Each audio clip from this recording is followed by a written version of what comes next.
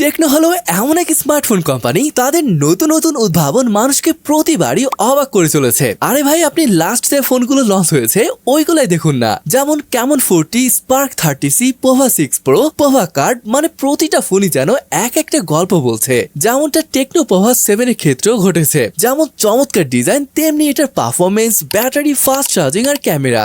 আজকে আমরা এই টেকনো পোভা 7 এর প্রাইস, ফোনটির ক্যামেরা আর পারফরমেন্স সম্পর্কে বিস্তারিত জানতে পারবো। তাই আর দেরি না করে চলুন শুরু করি আজকের এই অসাধারণ ভিডিওটি। গাইস, অন্য কোনো দিকে না তাকিয়ে ফোনটির ডিজাইনটা একবার দেখুন। এটা দেখে মনে হবে হলিউডের সাইফাই মুভির কোনো ফিচারিস্টিক ডিভাইস। আসলে এটা বলতেই হবে, টেকনো তাদের ফোনের ডিজাইন নিয়ে অনেক বেশি পরিশ্রম করে। এটার ব্যাক প্যানেল থেকে কিছুটা নাথিং ফোনের ভাইব পাবেন। একই তো দেখে মনে হচ্ছে ট্রান্সপারেন্ট, মানে এখানকার যে স্ক্রুগুলো আছে সেটা দেখা যাচ্ছে। ফোনটির পোভার ব্র্যান্ডিংটা এখানে দেখতে পাবেন। এটা ফ্রেম প্লাস্টিকের, এর ব্যাক প্যানেল গ্লাস মনে হলো এটা সম্ভবত প্লাস্টিকেরই তৈরি। তবে এই ফোনটির সব থেকে ইউনিক করে তুলেছে এটার ক্যামেরা মডেলের ডিজাইনটা। কি বলেন? এই সম্পূর্ণ ডিজাইনটাকে নাম দিয়েছে ইন্টারস্টেলার স্পেসশিপ ডিজাইন, মানে ইন্টারস্টেলার ব্যাটলশিপ থেকে ইন্সপায়ার হয়ে তৈরি করা হয়েছে। ফোনটিতে কিন্তু অনেক বড় একটা ব্যাটারি ব্যবহার করা হয়েছে। এরপর ফোনটি দেখতে বেশ পাতলা মনে হয়। এটার থিকনেস 9.3 মিলিমিটার এবং ওয়েট প্রায় 225.5 গ্রামের মতো। যেহেতু বড় একটা ব্যাটারি ব্যবহার করা হয়েছে তাই ওজনটা একটু বেশি। তবে কার্ভ ডিজাইন হয়, ইনার ফিলটা কিন্তু ভালো পাওয়া যাবে। এই অসাধারণ দেখতে স্মার্টফোনটি রয়েছে চমৎকার কিছু কালার অপশন। এটা হাইপার টাইটানিয়াম, ম্যাজিক সিলভার এবং এইটার নাম গিগ ব্ল্যাক। কালার অপশন কিন্তু ভালো লাগার মতো ছিল। তবে আপনার কোনটা ভালো লাগলো? স্মার্টফোনটির পোর্টস এবং বাটনগুলো নিয়ে যদি বলি, এখানে উপরে দেখতে পাচ্ছেন আয়ার ব্লাস্টার, স্পিকার এবং একটা noise cancelling mic. Left hand সাইডে সিম কার্ড ট্রেটিকে রাখা হয়েছে। এখানে যে সিম কার্ড ট্রেটি রয়েছে এটাতে এসডি কার্ড ব্যবহার করতে পারবেন, সাথে দুইটা সিম ইউজ করতে পারবেন। On the right hand side power এবং ভলিউম বাটন। নিচের দিকে দেখতে পাবেন 3.5mm জ্যাক, একটি microphone, USB type C port এবং স্পিকার গ্রিল। আর এই ফোনের প্রোটেকশনের জন্য IP64 এর রেটিং রয়েছে। যাই হোক, এবার শুন দেখি এই ফোনে আসলে কেমন ডিসপ্লে ব্যবহার করা হয়েছে। তো এই হলো স্মার্টফোনটি ডিসপ্লে। এখানে ব্যবহার করা হয়েছে 6.78 ইঞ্চি একটা IPS LCD ডিসপ্লে। ডিসপ্লেটির রেজলিউশন ফুল এইচডি প্লাস, তাই বেশ শার্প একটা ডিসপ্লে পাচ্ছেন। আর স্মুথ টাচ আর অ্যানিমেশনের জন্য এখানে রয়েছে 120 Hz এর ফাস্ট রিফ্রেশ রেট। যদি এটার স্ক্রিন টু বডি রেশিও বলি, সাইড এবং উপরে বেজেল একদম অ্যাভারেজ সাইজের, চিন ওদের তুলনায় কিছুটা মোটা। আর তাই average screen to body ratio দাঁড়িয়েছে 91.2% এর মতো। ডিসপ্লেটির instant touch sampling rate 1000 Hz। এছাড়া চোখের সুরক্ষার জন্য কিন্তু টিভি রয়্যালেন্ডের সার্টিফিকেশন রয়েছে। তবে যদি ব্রাইটনেসে বলি, এটা সম্পর্কে টেকনো তেমন কিছু জানায়নি। তবে এর ব্রাইটনেস ইনডোরে পারফেক্ট মনে হলেও আউটসাইডে কিন্তু ভিজিবিলিটি নিয়ে কিছুটা প্রবলেম হতে পারে। IPS ডিসপ্লে হলেও এটার কালার টালার বেশ ভালো পাওয়া যাচ্ছিল। গাইস, এখানে কিন্তু ডুয়েল স্টোরি স্পিকারের সেটআপ পাচ্ছি, তাই সাউন্ড যেমন ভালো পাওয়া যাবে, তেমনি এরকম একটা ডিসপ্লেতে সব মিলে কিন্তু ভালো একটা অভিজ্ঞতা পাওয়া যাবে। তবে এবার IPS ডিসপ্লে থাকলেও গত বছর কিন্তু এমন ডিসপ্লে ছিল, শুধু এই ব্যাপারটাই আমার কাছে ভালো লাগেনি। চলুন এবার আমরা স্মার্টফোনটির পারফরমেন্সে কথা বলি। এবার এই স্মার্টফোনটিতে ব্যবহার করা হয়েছে মিডিয়াটেক হিলিও G100 আলটিমেট প্রসেসরকে। হিলিও G99 আলটিমেট থেকে স্লাইটলি আপগ্রেড ভার্সন এটা, মানে একদম সেম প্রসেসরই বলতে পারেন। যদি এটার আন্তঃ স্কোর নিয়ে বলি, এখানে দেখতেই পাচ্ছেন এটার স্কোর 4,30,000 মতো আসছিল। আর যদি এটার গেমিং নিয়ে বলি, মোবাইল লিজেন্ড হাই সেটিংসে অ্যাভারেজ 59.4 FPS পাওয়া যাচ্ছিল। পাবজি স্মুথ আল্ট্রা গ্রাফিক্সে অ্যাভারেজ 40 FPS খেলা যাচ্ছিল।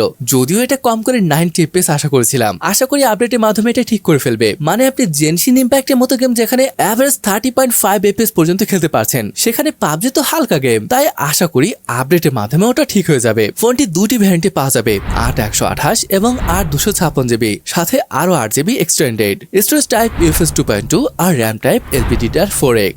সফটওয়্যার বলে এখানে রয়েছে হাইওয়েস 15.1 বেজ অন অ্যান্ড্রয়েড 15। ব্লুটার কিছু আছে, চাইলে রিমুভ করতে পারবেন। এছাড়া যদি এটার AI ফিচার নিয়ে বলি, এখানে টেকনো AI নামের অপশন রয়েছে। ওইখানে টেকনো সব AI ফিচার গুলো দেখতে পাবেন, এই যেমন circle to search, AI gallery, AI wallpaper generator, এমন আরো অনেক ফিচার রয়েছে। আর যদি আপডেটের কথা বলি, এখানে 2 বছরের মেজর অ্যান্ড্রয়েড আপডেট এবং 3 বছরের সিকিউরিটি আপডেট পেয়ে যাবেন। সেন্সর হিসেবে পাচ্ছেন side mounted fingerprint scanner, face unlock, আর এগুলো কিন্তু ভালোভাবে কাজ করে। ব্যাটারি কিন্তু বড় একটা ব্যবহার করা হয়েছে। আগে ছিল 6000 mAh, তবে এবার আরো এক ধাপে গিয়ে 7000 mAh এর মতো বড় ব্যাটারি ব্যবহার করা হয়েছে। সাথে পাচ্ছেন 45 ওয়াটের ফাস্ট চার্জিং। আর এই চার্জারে যখন চার্জ করবেন টেকনো দাবি করছে 50% হতে 30 মিনিটের মতো সময় লাগবে, আর 100% হতে সময় নেবে 70 মিনিটের মতো। এছাড়া এখানে কিন্তু 10 ওয়াটের রিভার্স ওয়্যার চার্জিং এর সুবিধাটা পাচ্ছেন। কানেক্টিভিটি নিয়ে বললে 4G, dual band WiFi, GPS, NFC, আই ব্লাস্টারের সাপোর্ট এখানে পেয়ে যাবেন। ওকে গাইস, এটা ডিজাইন, ডিসপ্লে, পারফরমেন্স সবই তো দেখলাম, জানেনই তো এটা গেমিং ফোকাস স্মার্টফোন। তবে এই গেমিং স্মার্টফোনে ক্যামেরা পারফরমেন্স কেমন হবে চলুন সেটা দেখে আসি।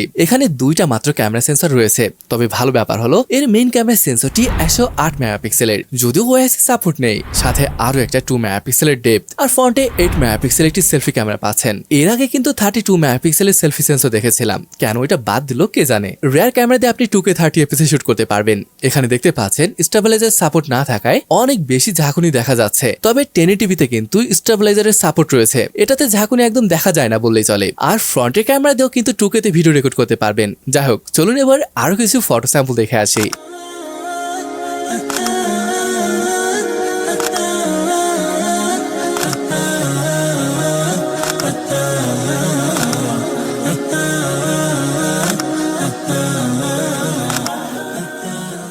অলরাইট গাইস, এই হলো টেকনো পোভা 7 এর ভিডিওটি। এটা আসলে কেমন হবে তার আগে এটার প্রাইস সম্পর্কে জেনে আসি। এটার বেস ভ্যারিয়েন্টের প্রাইস সম্ভবত 18 থেকে 20,000 বা এর থেকে কম বেশি হতে পারে। বুঝতেই পারছেন এটা এখনো দেশে লঞ্চ হয়নি। তবে কথা হলো এই ফোনটি আসলে কাদের জন্য। দেখুন, আপনি যদি খুবই ইউনিক এবং সুন্দর ডিজাইনের ফোন চান বা দীর্ঘ সময় ফোনটি ব্যবহার করতে চান, তাই বড় ব্যাটারি দরকার, সেই সাথে পারফরমেন্সও মোটামুটি ভালো লাগবে, তাহলে এই ফোনটি দেখতে পারেন। তবে ক্যামেরা ইম্পর্টেন্ট হয়ে থাকলে অন্য ফোনের দিকে নজর দেওয়াটাই ভালো, যদিও ক্যামেরা পারফরমেন্স ভালোই ছিল। যাই হোক, ফোনটি ওভারঅল আপনার কাছে কেমন লাগলো তা কমেন্ট করে অবশ্যই জানাবেন। তাহলে আজকে ভিডিওটি এখানে শেষ করছি, দেখা হবে পরের ভিডিওতে। ততক্ষণ পর্যন্ত ভালো থাকুন, সুস্থ থাকুন, আল্লাহ হাফেজ।